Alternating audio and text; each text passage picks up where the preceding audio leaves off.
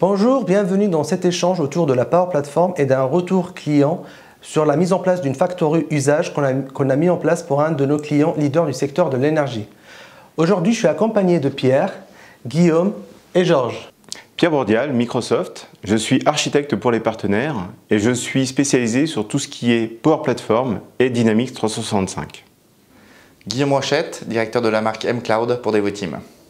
Georges Elias, je suis expert Power Platform chez Devoteam, mCloud. Shakib Koutroub, Solution Leader Power Platform chez Devoteam. Donc Guillaume, est-ce que tu pourras nous parler du contexte de ce client? Tout à fait Shakib. Notre client est l'un des leaders mondiaux du secteur de l'énergie. C'est un groupe français qui opère dans plus de 100 pays, de la production jusqu'à la commercialisation des services et produits. Ce grand groupe fait face aujourd'hui à 3 grands enjeux de la transformation. Le premier, c'est l'agilité face au changement. Le second, c'est la simplification des fonctionnements. Et le troisième, c'est le développement d'un modèle étendu d'entreprise. Donc en réponse à ces enjeux que le groupe a développés, on a mis une stratégie ambitieuse de développement des moyens de communication et de collaboration digitaux au sein de l'entreprise et avec son écosystème. En complément de ces moyens mis à disposition, les salariés du groupe sont accompagnés dans l'adoption des usages rendus possibles par ces nouvelles solutions. La problématique à laquelle était confronté notre client, c'était effectivement, à côté de la mise en œuvre technologique de la solution, ça a été l'adoption des solutions Microsoft 365 par les usagers. Mais en plus de cette utilisation et de cette adoption, il y avait un défi assez important de production de solutions métiers, particulièrement sur la Power Platform. La réponse qui a été la nôtre a été de créer un centre de services, un centre de compétences mutualisées permettant et d'accompagner les utilisateurs et d'accompagner les métiers dans la conception et la création de ces solutions métiers. Georges, pour ce client, je sais qu'on a développé plus d'une centaine d'applications en à peu près 1 an. Est-ce que tu peux nous parler de tes activités chez ce client? Oui, alors j'interviens au sein du centre d'excellence Lift Center autour des usages Office 365 et plus particulièrement sur la partie Power Platform. Notre équipe est constituée de business analysts et des experts techniques. On travaille avec les équipes métiers du client pour identifier et développer des cas d'usage métier autour de la simplification, l'automatisation ou la digitalisation des processus métiers avec la Power Platform.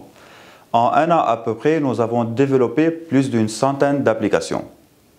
Pierre, je sais que Microsoft est un des leaders mondiaux sur le marché des plateformes low-code avec la solution Power Platform. Est-ce que tu peux nous parler un peu plus du positionnement de Microsoft et de ses ambitions sur ce marché?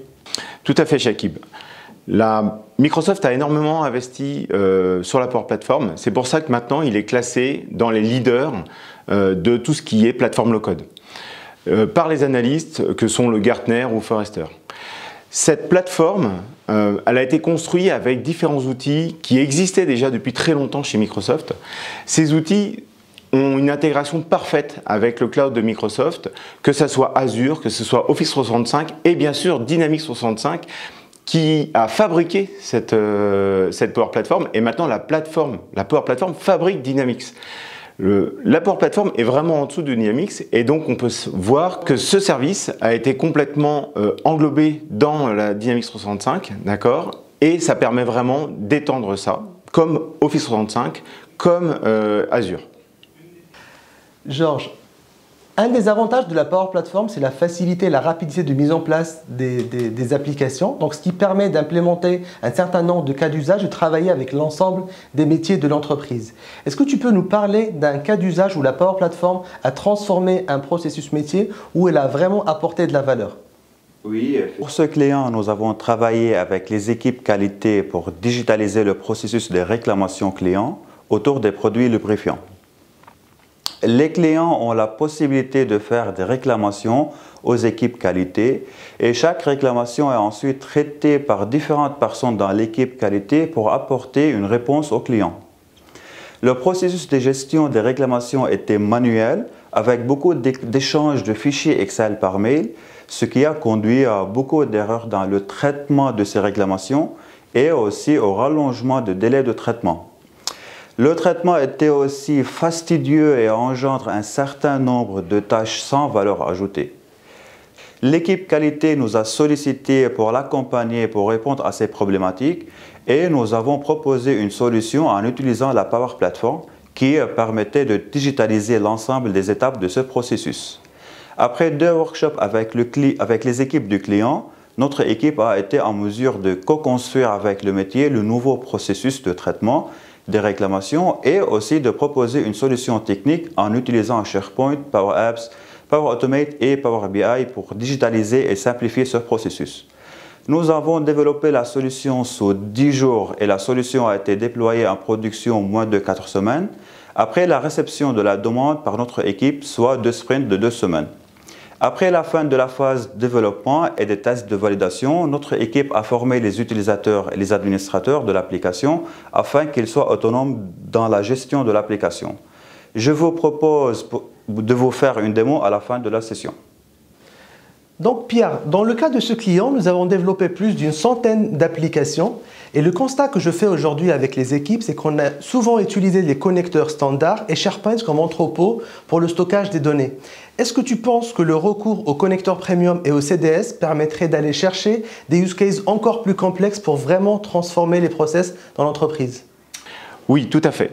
Ça permettrait vraiment déjà d'atteindre toutes les applications cloud qui existent sur le marché, mais encore plus d'atteindre les applications qui sont à l'intérieur des entreprises, les applications qui sont derrière une sécurité bien définie.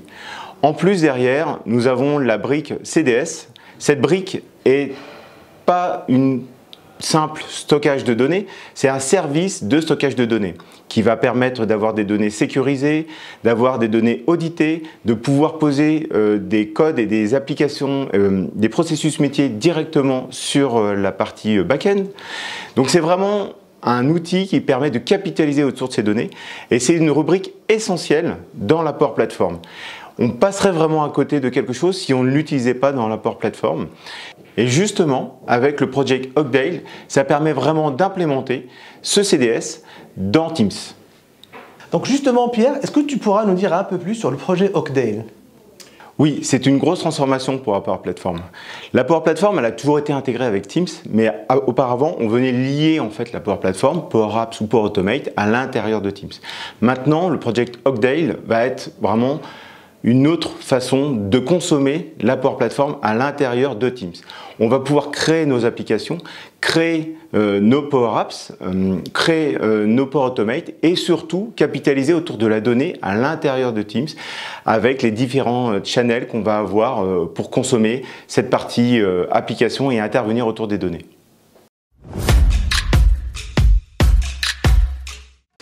Alors, Project Oakdale, forcément, il faut ouvrir la partie Teams. D'accord ? La partie Teams, dedans, tu vas avoir une nouvelle application qui s'appelle Power Apps. Cette Power Apps n'est pas vraiment la même qu'avant, c'est vraiment la création du Project Oakdale.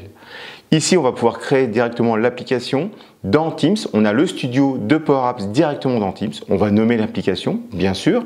Et surtout, la grosse nouveauté, c'est cette partie création de table. On va créer la table directement dans Teams sans sortir du studio. On n'a pas besoin. Ici, on a la partie création de la table avec le nouveau service de création de table qui est plus visuel, qui va permettre de voir les données, de remplir les données en même temps. On va avoir tous les types de données qui sont habituels dans le Common Data Service. Les types option set qui vont permettre des listes de valeurs, les types email, les types numériques, les types texte. On a tous ces types de données là.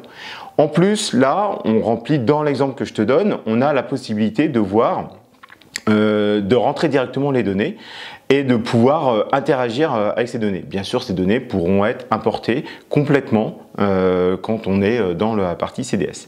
Et là, ce qui est intéressant, c'est qu'une fois que je vais avoir fini mon apps, une fois que j'ai fini, la partie application va directement être remplie dans la partie Power Apps. D'accord ? La partie Power Apps va déjà nous remplir quelque chose d'utilisable, très simplement, pour l'utilisateur, sans aucun effort. Donc ça veut dire que l'application, elle est déjà faite. On a déjà ici la possibilité de pouvoir créer des nouveaux records, de pouvoir les supprimer, de pouvoir ordonnancer toute cette partie-là. Et maintenant, la partie la plus intéressante, la partie je crée une nouvelle table. Cette nouvelle table, j'ai créé des entreprises, je crée des contacts autour de mon entreprise et j'ai la possibilité de créer les mêmes types de champs que j'ai autour de ça. Et ce qui va être intéressant, c'est ça, c'est j'ai la possibilité de pouvoir lier mon entreprise à mes personnes. Une fois que j'ai mes entreprises à mes personnes, on est dans une vraie base de données relationnelle qui va me permettre de complètement lier des objets entre eux avec des contraintes ou non. Et après, on revient dans cette partie Power Apps qui va nous permettre de, comme habituellement, il n'y a pas de magie, et après il faut connaître cette grammaire autour de Power Apps que vous connaissez très bien, que vous avez utilisé sur votre projet, et de directement lier les données personnes aux données entreprises dans cette Power Apps. D'accord ? Une fois que ça c'est fait, on va pouvoir publier en fait cette application, la publier où ça ? Dans Teams. D'accord ? Cette publication, elle est vraiment très simple, elle est un bouton. On fait Publish Teams et à partir de là, il va nous dire sur quel canal tu veux vraiment publier ce Teams. Donc ça veut dire qu'on va pouvoir gérer là différents types de sécurité et tout de suite on voit l'application qui arrive en haut en onglet dans Teams et qui est utilisable très simplement par l'utilisateur. Georges, pour clôturer notre discussion avec un peu de fun, est-ce que tu peux nous parler d'une application où on a implémenté un use case un peu particulier ? Oui, tout à fait. Nous avons développé le Tinder du coaching chez ce client, une application qui permet de matcher des employés en recherche de coaching sur des thématiques particulières avec des managers qui proposent de les accompagner. Voici l'application AREN2, réclamation client au niveau 2. Là, je suis sur la page d'accueil. J'ai le bouton nouveau pour créer une nouvelle réclamation. Je peux consulter mes réclamations ou voir mes actions. Je peux faire une recherche ou choisir entre français ou anglais. Là, j'ai le guide d'utilisation et la procédure d'enregistrement et j'ai la page de contact. Pour créer une nouvelle réclamation, là, j'ai le formulaire à remplir. Je peux joindre des fichiers et je peux le sauvegarder en tant que brouillon ou le sauvegarder et l'envoyer. Là, j'ai le bouton Mes réclamations. Je peux filtrer par statut ou par entité concernée. Et là, je peux voir la AREN2. Là, je suis en mode View. Et en fonction de mon profil et de mon rôle, je peux la modifier. Si j'ai un profil correspondant qualité au responsable qualité, je peux compléter la partie analyse et ensuite choisir le nouveau statut, c'est-à-dire valider, refuser, clôturer, etc. Pour revenir à la page d'accueil, là j'ai le bouton Mes actions. Là, je peux voir que j'ai 4 actions à faire. J'ai une non commencée, 0 en cours et 3 en retard. Là, je peux filtrer par statut réalisé ou proposé. Je peux créer une nouvelle action. Et là, je peux consulter les actions pour chaque réclamation. Je suis en mode View. Encore une fois, en fonction de mon profil, je peux la modifier. Et là, je modifie la réclamation. Et ensuite, je choisis le nouveau statut, si c'est en cours, clôturé ou en échec. Là, je reviens à la page d'accueil. Et ici, je peux faire une recherche sur toutes mes réclamations.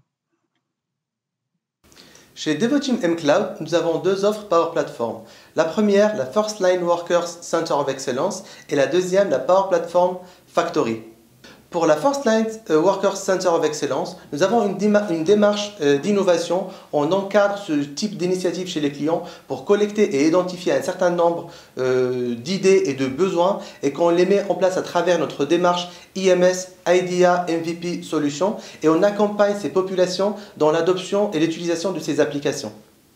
Pour la deuxième, la Power Platform Factory, on installe chez les clients une démarche de prise en compte de demandes moyennes et complexes, ainsi que de dispositifs ad hoc pour la prise en compte de demandes complexes. Nous accompagnons l'ensemble des phases de déploiement et de développement de ces applications à travers la co-construction des process avec les utilisateurs métiers et aussi l'accompagnement pour l'utilisation et l'adoption de ces applications.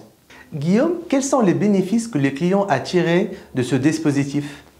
La mise en œuvre de la Factory a permis aux équipes IT de proposer aux métiers du groupe un outil de facilitation et d'accélération de leur transformation digitale indéniablement. La Factory, donc, elle a permis en un an de développer environ 100 solutions pour les différents métiers du groupe, en offrant des délais de réalisation inférieurs à 3 semaines, ce qui était un défi important pour nous, pour des solutions de moyenne complexité, et avec des coûts diminués en moyenne de 70% par rapport à des solutions de réalisation ad hoc. Donc c'est vraiment le point, le plus gros bénéfice, je pense, dont ils ont bénéficié. En complément de ces éléments un peu quantitatifs, la réussite du projet elle a contribué surtout au développement de la culture digitale dans le groupe et elle installe une relation de confiance et de partenariat de valeur entre les équipes IT et les utilisateurs. Merci beaucoup Pierre, Merci. Guillaume Merci. et Georges pour cet échange intéressant qui nous a permis de comprendre les enjeux de la Power Platform. Je vous donne rendez-vous le 10 décembre pour notre atelier digital autour de la Power Platform. Et n'hésitez pas à suivre notre page LinkedIn mCloud pour rester informé de notre actualité.